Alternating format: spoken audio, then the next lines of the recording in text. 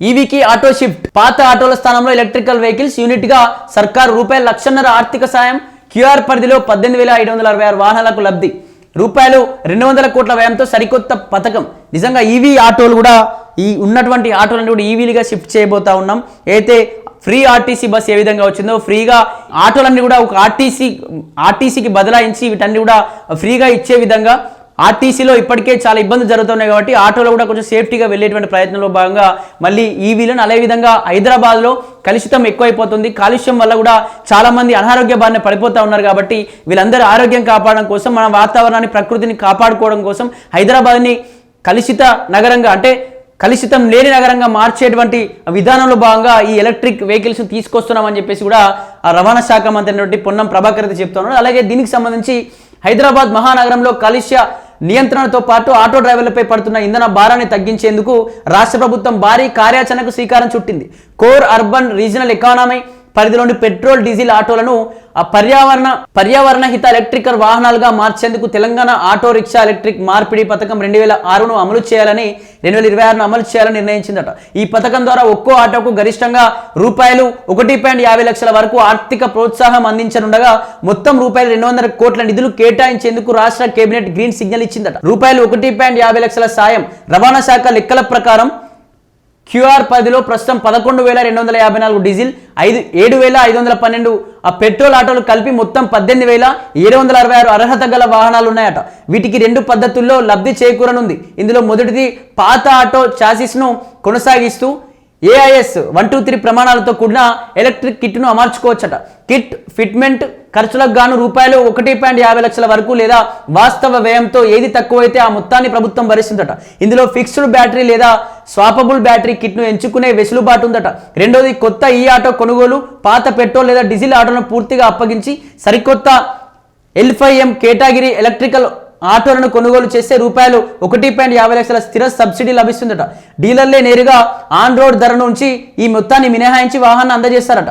దీనికి సంబంధించి ఇప్పటికే రాష్ట్ర వ్యాప్తంగా కూడా ఈ ఆటోలను తీసుకొస్తా ఉన్నారు. ఆటోలు తేవడం వల్ల కూడా ఆటో ఇప్పటికే ఫ్రీ బస్ వల్ల ఆటో వాళ్ళందరూ కూడా ఆత్మహత్యలు చేసుకునే పరిస్థితి వచ్చింది. చాలా మంది కూడా మేము చనిపోతాం, రోడ్లపైన సూసైడ్ చేసుకుంటాం, ప్రభుత్వం ఈ నిర్ణయం తీసుకోవడం ఏంది, మేము ఇప్పటికే ఫ్రీ బస్ వల్ల చాలా ఎఫెక్ట్ అయిపోతా ఉన్నాం. ఒకప్పుడు 1,000-2,000 సంపాదిస్తే రోజుకు ఇప్పుడు ఓన్లీ 500లకు పడిపోయింది మా యొక్క కూలి. ఇప్పుడు మళ్ళీ ఆటోలు తీసుకొస్తే 500 రోజు సంపాదించలేని పరిస్థితి.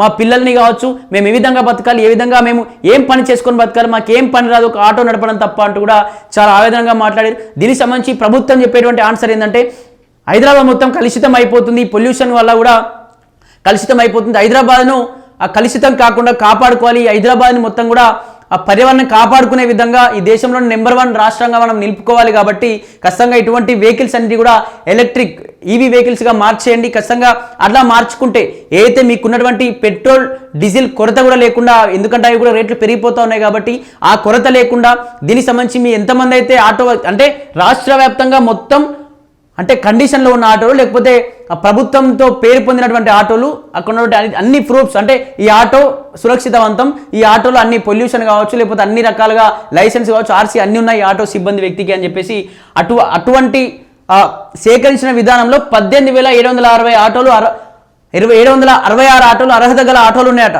మరి రాష్ట్ర వ్యాప్తంగా లక్షలాది ఆటోలు ఉన్నాయి. మరి ఓన్లీ ఇవి మాత్రమే తీసుకోవడం ఏంటి? మరి ఈ రకంగా కూడా చాలా మంది ఇబ్బందులు పడేటువంటి ప్రయత్నం ఉంటుంది. ఎందుకంటే 18,000 మందే లేరు, దాదాపు లక్షల మంది ఉన్నారు.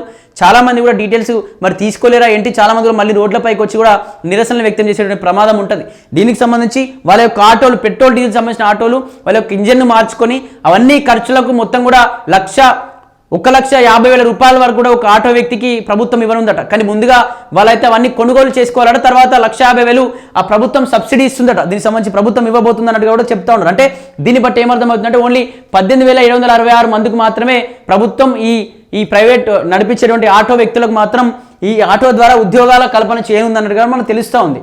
సంక్షేమ శాఖ నుంచి రూపాయలు 200 కోట్లు. ఈ పథకానికి అవసరమైన 200 కోట్ల నిధులను వివిధ సంక్షేమ శాఖల ద్వారా ప్రభుత్వం సమకూరుస్తోంది. ఎస్సీ, ఎస్టీ, బీసీ, మైనార్టీ సంక్షేమ శాఖల నుంచి రూపాయలు 50 కోట్ల చొప్పున నిధులను సమీకరించనున్నారట. పథకం పారదర్శక అమలు కోసం R&B రవాణా శాఖ ప్రిన్సిపల్ సెక్రటరీ నేతృత్వంలో రాష్ట్ర స్థాయి స్టీరింగ్ కమిటీ, రవాణా కమిషన్ ఆధ్వర్యంలో పథకం అమలు కమిటీ, కలెక్టర్ అధ్యక్షతన జిల్లా మంజూరు కమిటీలను ఏర్పాటు చేస్తారట. దీనికి సంబంధించి ఈ పథకానికి అవసరమైన రూపాయలు 200 కోట్ల వరకు కూడా దీనికి నిధులను కేటాయిస్తున్నారట రాష్ట్ర వ్యాప్తంగా. కాలుష్య రహిత రవాణా డ్రైవర్లకు భరోసా అట. తెలంగాణ రైజింగ్ విజన్ 2047 లక్ష్యాలకు అనుగుణంగా హైదరాబాద్ను స్వచ్ఛమైన సుస్థిరమైన నగరంగా తీర్చిదిద్దేందుకు ఈ నిర్ణయం తీసుకున్నాం. పెట్రోల్ డీజిల్ ధరల పెరుగుదలతో ఆటో డ్రైవర్లు ఆర్థికంగా తీవ్ర ఇబ్బందులు పడుతున్నారు. ఈ ఆటోల మార్పిడితో నగరంలో వాయు శబ్ద కాలుష్యం గణనీయంగా తగ్గడమే కాకుండా నిర్వహణ వ్యయం తగ్గి డ్రైవర్ల ఆదాయం పెరుగుతుందట. ఇక్కడ పొన్నం ప్రభాకర్ గారు చెప్పేటువంటి విధానం ఏంటంటే కాలుష్యత రహిత రవాణాగా మనం కూడా ఈ రాష్ట్రాన్ని మనం తీర్చిదిద్దుకోవచ్చు. దీనికి సంబంధించి డ్రైవర్లకు భరోసా ఇస్తున్నాం. ఖచ్చితంగా అందరికీ ఈవీ వెహికల్స్ అందరూ చేసుకోండి. ఖచ్చితంగా అందరికీ కూడా 1,50,000 రూపాయలు కూడా ఖచ్చితంగా సబ్సిడీ ఇవ్వబోతున్నాం అంటూ కూడా ప్రభుత్వం చెప్తాం. మరి చూడాలి, ఇప్పటికే చాలా లక్షలాది మంది, ఓన్లీ హైదరాబాద్ చూసుకున్నా కూడా లక్షలాది మంది ఆటో డ్రైవర్లు ఆటోలు ఉన్నాయి. మరి ఓన్లీ 18,766 మంది మాత్రమే ఎంచుకోవడం ఏంటి అని చెప్పేసి కూడా మిగతా వాళ్ళు కూడా మళ్ళీ రోడ్లపైకి ఎక్కేటువంటి ప్రమాదం ఉంటుంది.